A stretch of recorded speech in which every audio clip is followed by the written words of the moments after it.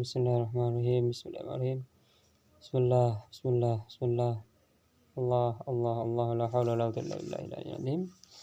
Kembali lagi bahwa alam semesta adalah manusia besar dan manusia adalah semesta kecil. Jadi kalau kita mudahkan, berarti manusia ini adalah miniatur alam semesta. Jadi manusia miniatur alam semesta. Manusia adalah alam semesta kecil. Maka begitu juga untuk memahami al-haq, memahami Allah yang maha al-haq itu, kita memahaminya dari alam semesta. Memang perbandingannya seperti penjelasan yang kemarin bahwa alam semesta ini, semua yang ada di bumi, di langit itu adalah tajalli dari nama-nama Allah Subhanahu wa taala.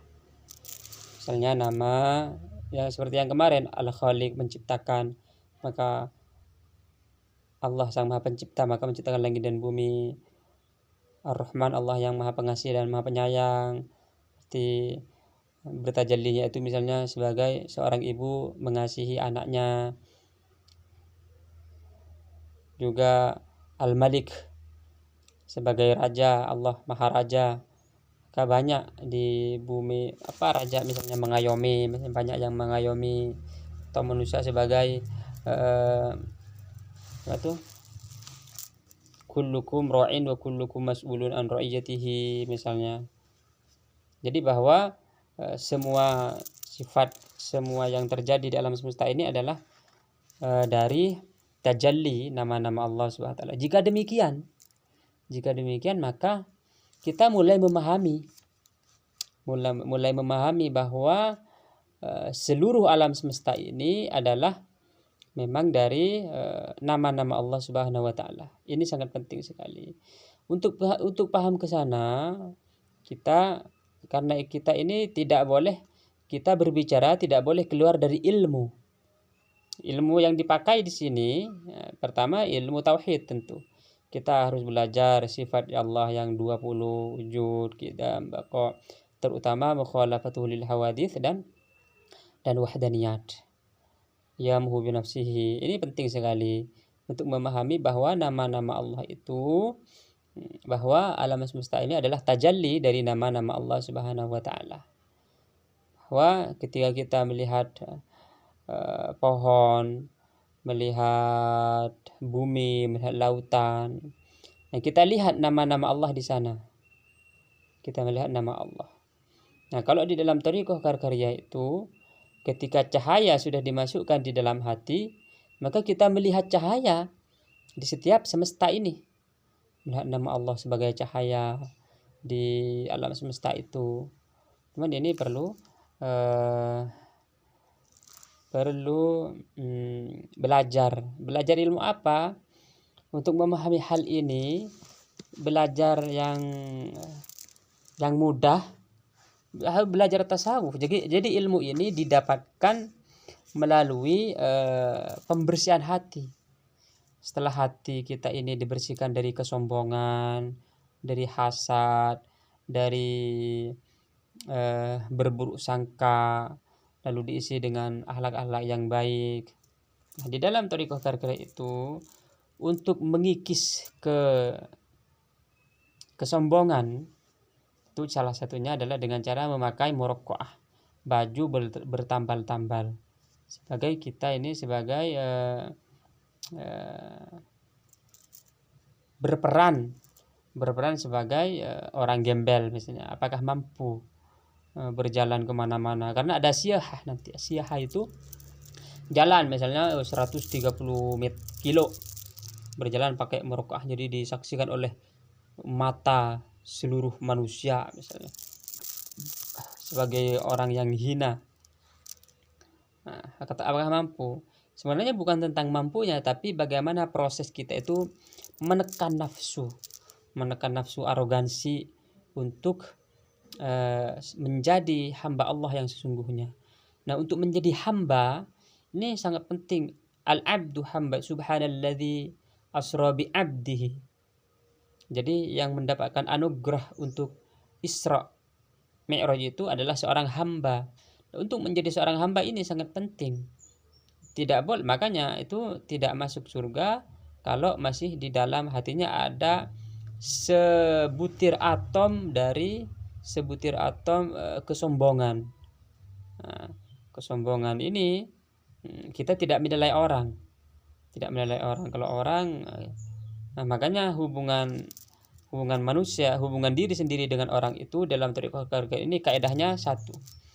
Istahkir nafsak wa azim ghairak.